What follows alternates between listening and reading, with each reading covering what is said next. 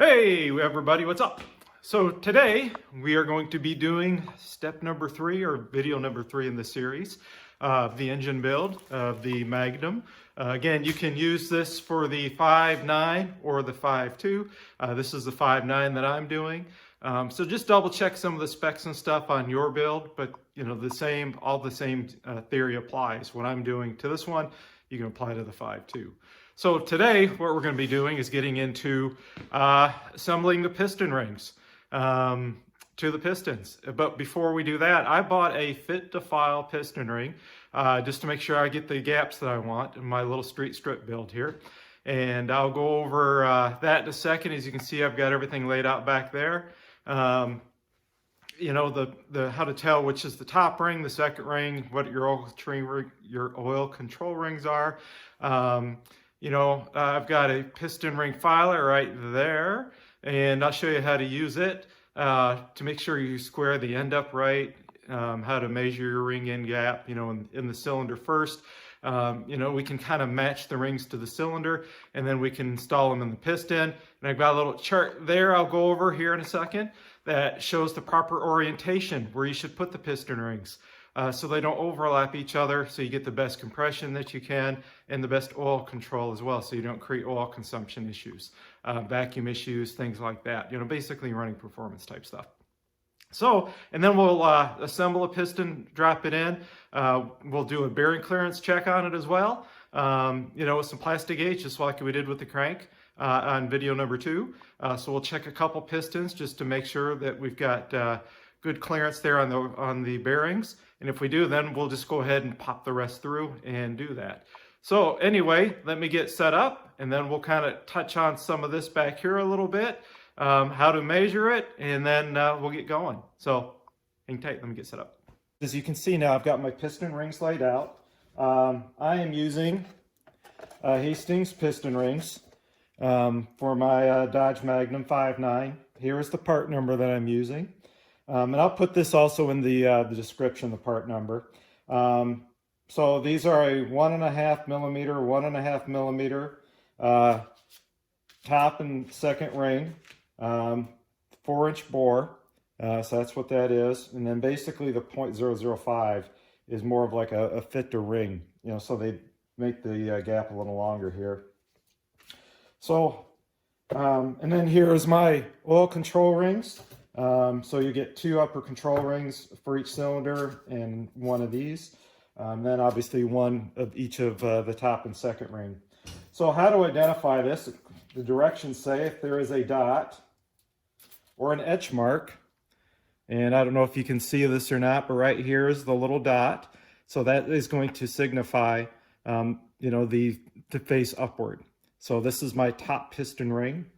And then the second piston ring here, there is no etch mark anywhere on it as per the directions. You know, if there was, you'd see like a little scribble line almost here, but you don't see that. So according to the directions, I can put this either up or down, doesn't matter to them. I don't know if you can see that, but there is a slight bevel here.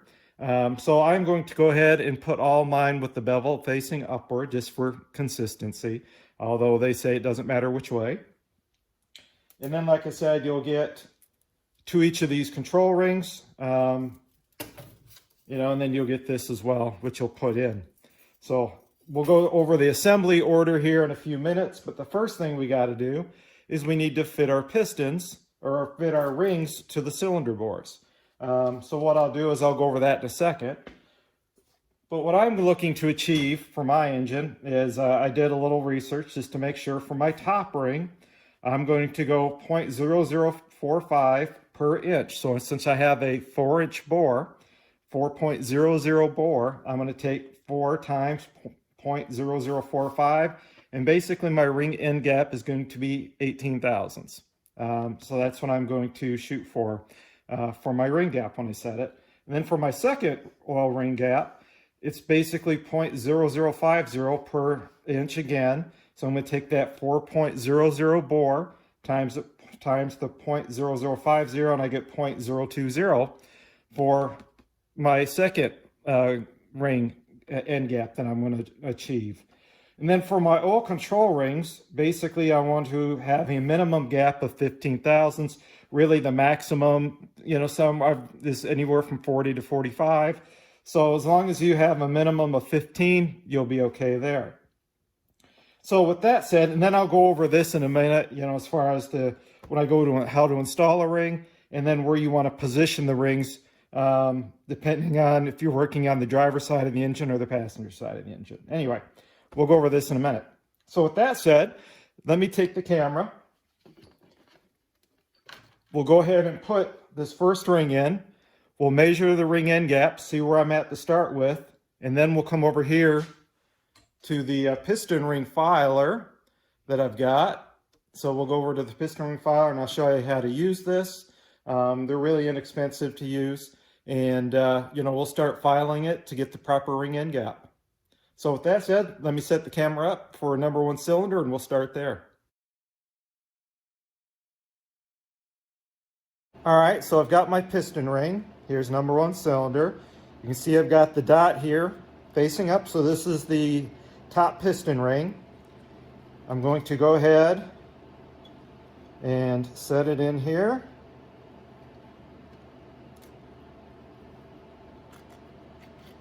All right, so I've set it so it's basically straight up and down. Now normally what I'll do is take a piston with no rings on it and push it down about an inch or so into the bore. It does 2 things. 1, it's easy to just kind of push it down in there, and 2, it squares up the ring into the bore, so I get a good good gap measurement. So now I take my feeler gauge here, slip it in there, and basically I'm running about 10 thousandths of an inch ring end gap. So my ring gap that I want to achieve, so again, here's the gap. I take my feeler gauge, put it in there. I don't know if you can see that, but basically I've got, you know, right about 10 thousandths of an inch ring end gap. So I need to file this to achieve my 18 thousandths that I want, 0.018 that I have. And you can see here is my 0.010 that I'm currently at. So I need to file this piston ring open a little bit, and then we'll refit it and do that again and again and again for all the rest of the cylinders. So let me go ahead. We'll set up and take we'll grind a little off, come back over, recheck this, and see if we get the proper ring gap, end gap. You know, it might take me 2 or 3 times to do this. All right, guys, so now I've got my piston ring. Again, you can see I've got dot up for number 1 cylinder, or for the top compression ring. What I'm going to do is I'm going to slip it in here, and if you notice, I do not pinch it, if you will, against the wheel. You know, I don't want to do this and file it. What you want to do is take one edge, bump it up against the notch here, and square it up. This is the way I do it, at least. So again, I don't want to pinch it on both sides. I want to leave one end nice and square. So I'm going to take this side, push it up in here a little bit, and then when I do this, I want to do the wheel towards me. So that way the wheel is grinding this direction, not out against the cylinder where it's basically going to take this material and want to push it out where this could grind against the cylinder bore, right? So I want to take this, push it up here like so, hold it down with my finger, keep it square, and then go ahead and just take a little material off.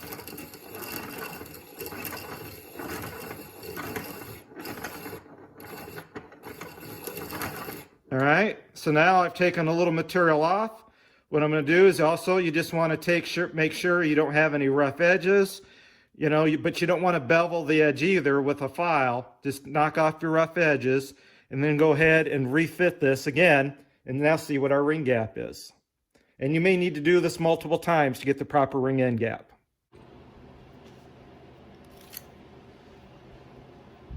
All right, guys, so trying to give you a little bit of a close-up here. So now I've got my 18 thousandths feeler gauge. It took me 3 tries to do this. You can see my feeler gauge slips in here. Nice and easy. So you can see I've got good feeler gauge, just a slight amount of drag on it. So I've got good feeler gauge there. Now, if you see, I've also got my 19 thousandths now, just for so you guys can see. And I cannot get my feeler gauge. Oh. You can see with my 19 thousandths, I cannot get my feeler gauge in there. So my 18 thousandths, again, nice and smooth, just a slight amount of drag on there, and I cannot get my 19 thousandths in there. So my top ring, I've got 18 thousandths. Now it's time to do my second ring to get an 020, and that's what I'm going to need to do for all 8 cylinders, is do a bunch of gapping. So with that, I'm just going to set this up, do a quick little time lapse, and pound out all the rings, and then we'll go on to putting the rings on the piston and which order you should do it in.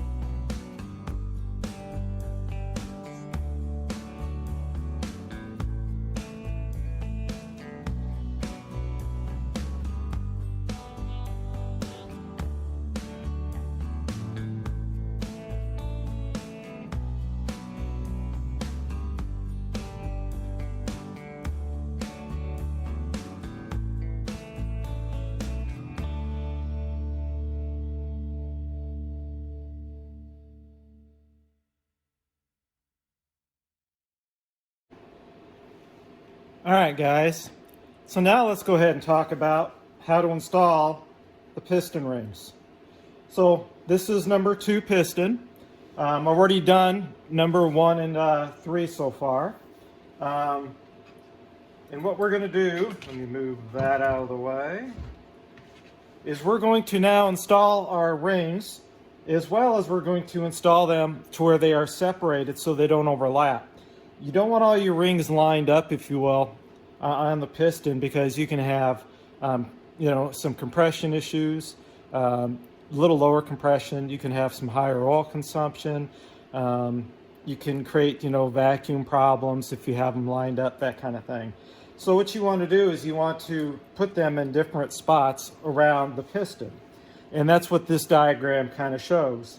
So what we want to do is, here is the the front of the engine. So this little mark here signifies front of the engine, and you can see basically here's my wrist pin in this direction. You can see as it rocks, there's kind of where the wrist pin would be. So the first thing we're going to do is do this oil ring expander, okay? And we're going to install that, and we want the range of the expander, or the opening here, to be in this area, okay? So I'm going to go ahead and put that on into this lower groove. So we're going to start at the bottom and work our way up. So I've got this right about here. in that area. So the next ring I'm going to install is one of these thin ones, and I'm going to install it on the bottom. And my bottom one, I want it to be in this area right here. Okay, so I'm going to go ahead and install it with the opening or the gap to start here. So we're going to start it, and we're going to spiral these on because they're small enough and thin enough, but I am not going to spiral my top ones.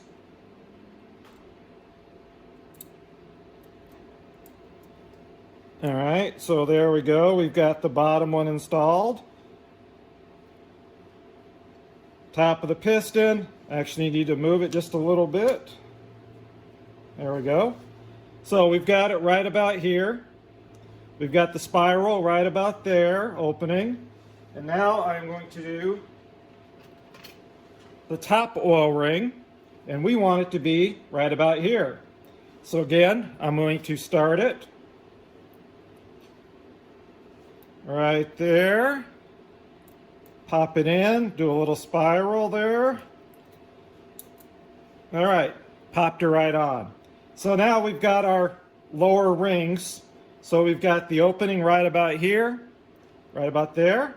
Again, here's the top of the piston. We've got the top one here and the bottom one over here. Again, there's the top of the piston. So now we're going to install our second oil control ring, or I should say our second compression ring. So here's the spreader that I use. There are many different ones on the market.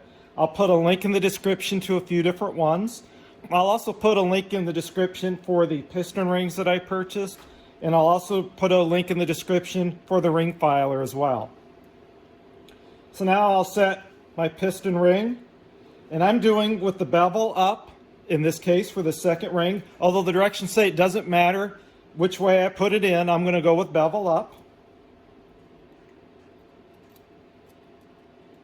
Let's set it in there. Now you only want to spread this just far enough to get over the piston. Now, with that said, we want the opening to be this side. Again, here's the piston facing upward, and the second ring just far enough open. Slide it over the piston and try to get her in there we go, get her in the groove. All right, there she is. So we want the opening for the second one to be right there. Now we need to install the top one, and we want it to be opposite of this number 2 groove, right? So here we've got our second piston ring in. You can see it slides in here nice and free, as well as so does our oil control rings. Now we're going to install our top piston ring. Again, look for it. In this case, you can see it has a dot. So we want the dot to be up. We'll slide this into our ring expander, and then we will do opposite of number 2. And there she goes. She's set right in there. So you can see there. So again, we've got the piston facing, here's the top facing front of the engine.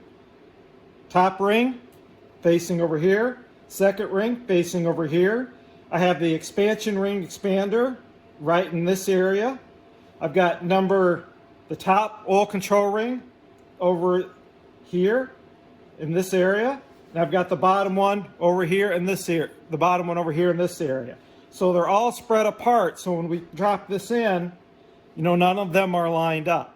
So now let me go ahead and finish the other 5 pistons, and then we'll start getting ready to drop these into the cylinders, and then we'll put the bearings in, and we'll check the bearing clearances. So as you can see, I've got my bearings lined up here. I did clean my bearings off with some mineral spirits to make sure they're clean. I also cleaned my rod caps here real good as well to make sure they were nice and clean. And to install a bearing, all you need to do, you can see here, there's a little notch. You see right here in the bearing, there's a little notch. Just line that up.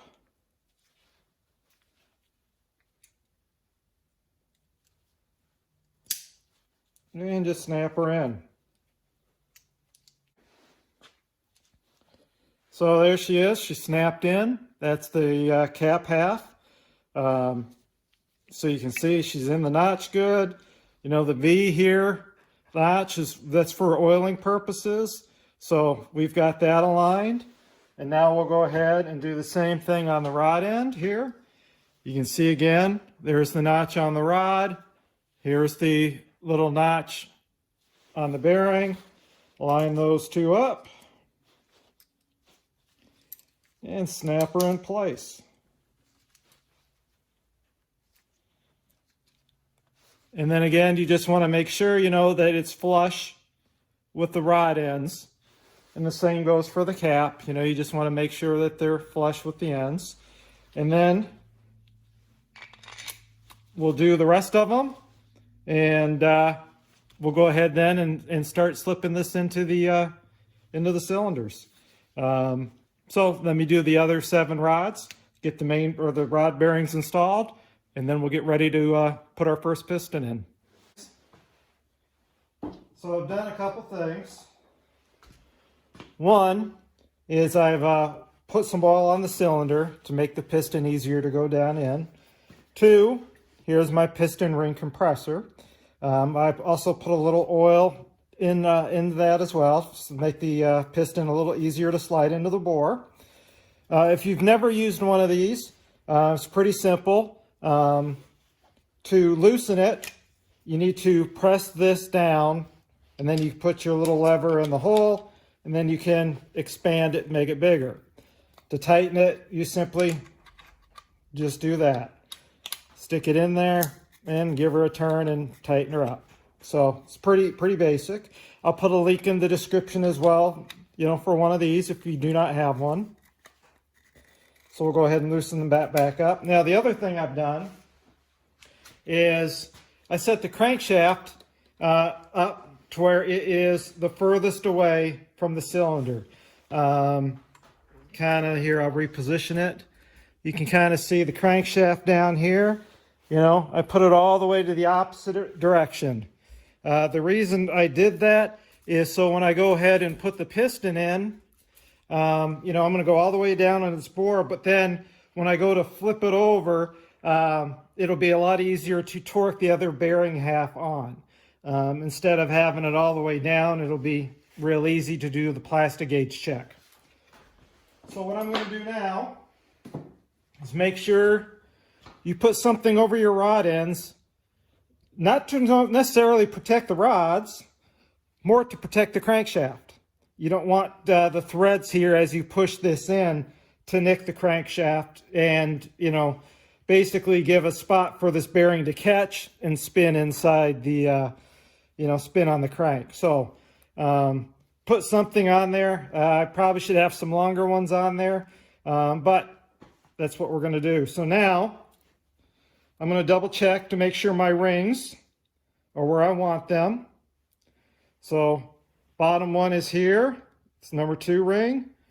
Top ring is right there because I've been handling it. Just want to make sure. Okay, here's my lower ring. There's my upper ring where it needs to be. And then, yeah, my channel. So again, this is number 1 piston. This goes forward. So now I'm just going to go ahead and carefully set in the piston in here.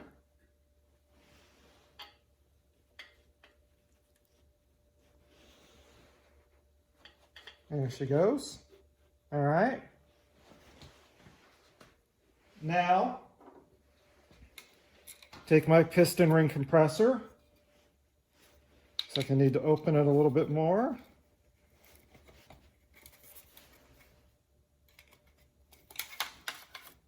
Okay. Now, tighten up my piston ring compressor to compress the pistons. Or the piston rings, I should say, sorry. Okay, so we've got the piston rings compressed. And now what I do is make sure this is flush to the block. Just give her a little tap to make sure she's all flush. And then I take the wooden end of the handle and just lightly tap it.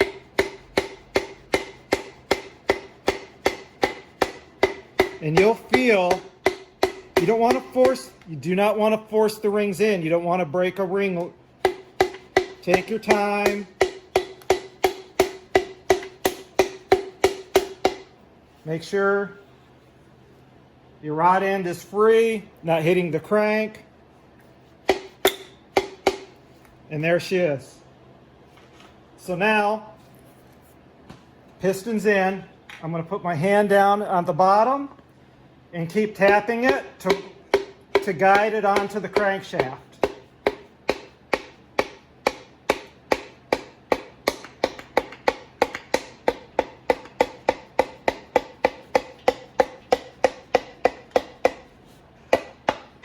And there she is. So now we have number 1 piston installed. So now I'm going to spin the block over, and we're going to go ahead and Plasti Gauge number 1 piston rod bearing and see how it looks. All right.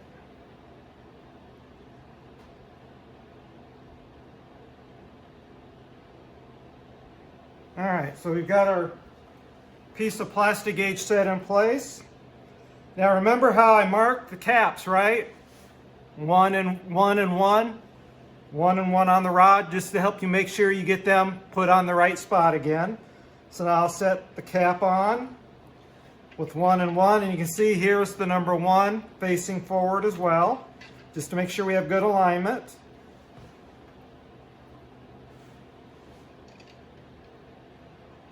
We'll install the nuts, and then we'll torque them.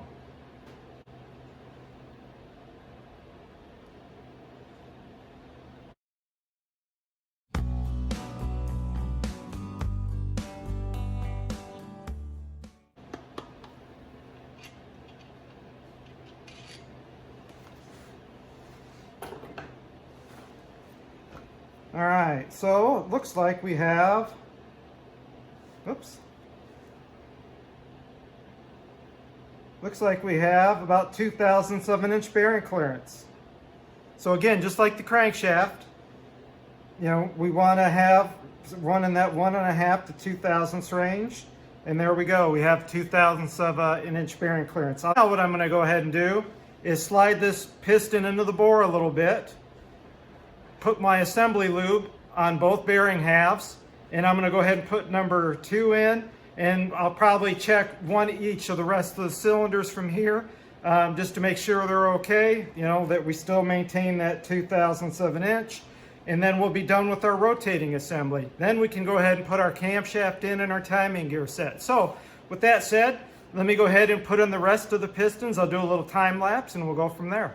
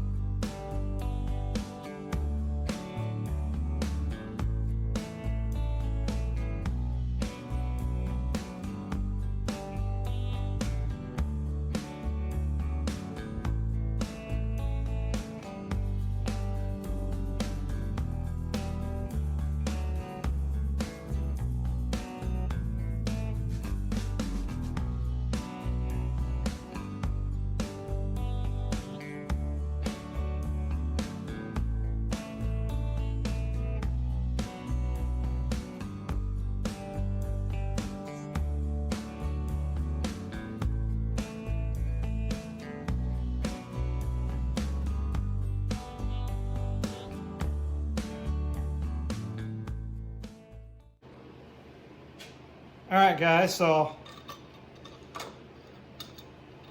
basically there's a little paper gasket that goes on right there to set the oil pump in place. Also onto my main stud here, because I am running, like I said, a Kevco oil pan. If you're running your normal, Dodge pickup, you don't need to worry about this, but if you're gonna put it into something else, this is something you're gonna need to do. The bolt torque on these two bolts here is 35 foot-pounds. And then I'm gonna do the same for this bolt as well. I gotta find the nut.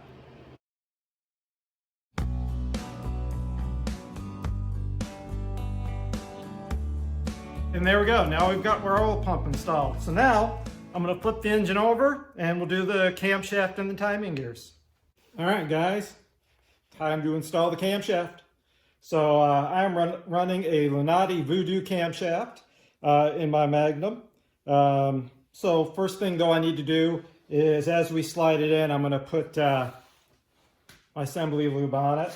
I'm going to put it on obviously all the bearing surfaces here, and also on all the lobes as well.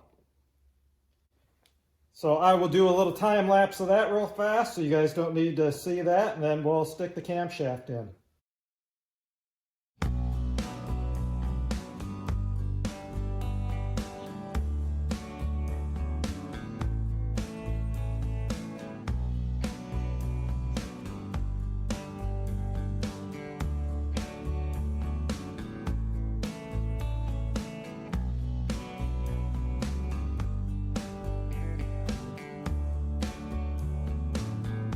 As you can see now, we've got the camshaft installed.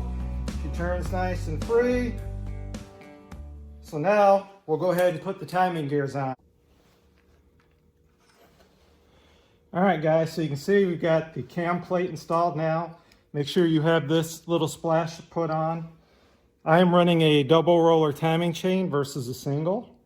So what you want to do is make sure number one cylinder, the piston is all the way up. Basically how you can tell is you rotate the crank over. When you see it come up and you're still moving the crank just a little bit and the piston doesn't move anymore, now you've reached top, the top of its travel. So what we need to do is there are two marks on these gears. You can see there's a small little circle right there, which I've tried to highlight with a Sharpie. And there's also a small little circle there we need to line up. Now this timing gear has a couple other spots, as you can see, and that's if I want to advance or retard the timing. I'm not going to do that. I'm going to run the timing straight up, and I'll adjust my distributor to get my timing. So what we need to do now is take and slide this on here together. Come on, there she goes. Slide that on to that top gear, onto the cam. Maybe just give her a little love tap.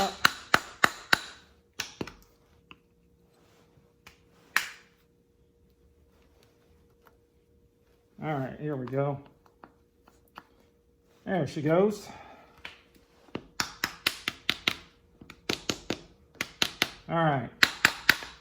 Now, I am going to be running a fuel pump eccentric on mine.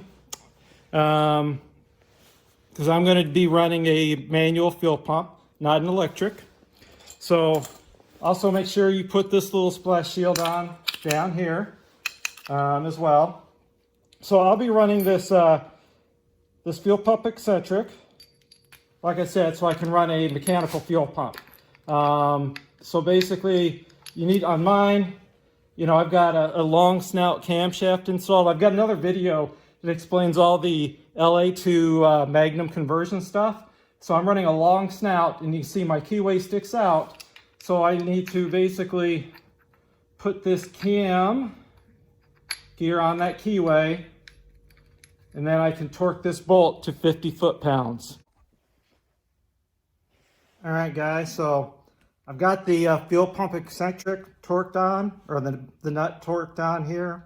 So now what I'm going to do is I'm going to rotate this engine. And we're going to see this mark go to 180.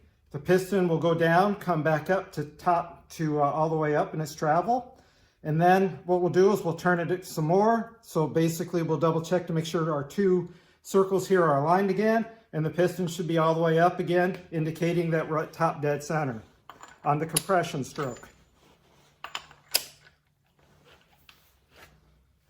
All right, so now we're spinning it over, piston's going down. Now we're at 180, the circle's at the top, piston's back up at the top. So we're on our exhaust stroke. Now we're going to rotate her over again. Line up our two circles. Piston's all the way back up to top dead. And you can see our two circles there are lined up again, indicating that we're on top dead center. So now we've got our camshaft in alignment here. Well, I'll take this nut back off and I'll put this back on. I just wanted to remove it just so you guys could see that. And so I think this is a good place to stop for video number 3 of the series. Now we've got our complete rotating assembly put together. You know, we've got the crank in, right? The pistons are in.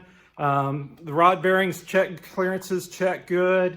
We've got the camshaft now in, the timing chain in. You know, so everything is rotating smoothly. We've got her all lubed up. So what we're going to do next in the series is I'm going to put the oil pan on. I'm going to, you know, I need to paint the timing cover yet. And I'll show you a little trick to make sure you get the alignment on the front crank seal. I'm going to go ahead and go to Advanced Auto or AutoZone, one of those places, and get a crank balancer installer. I'm going to basically rent it and return it after I put it in. You know, and then we'll start getting into putting in the lifters, you know, bolting on the cylinder heads and all that fun stuff. So we're getting pretty close to the end now. We're not too far away. I hope this little video series is helping you guys, you know, for assembling the Magnum series engines. You know, as they say, like, subscribe, hit the little bell for future content. Thanks for taking the time to watch. You guys have a great day. Get out in your shop, have some fun, do something.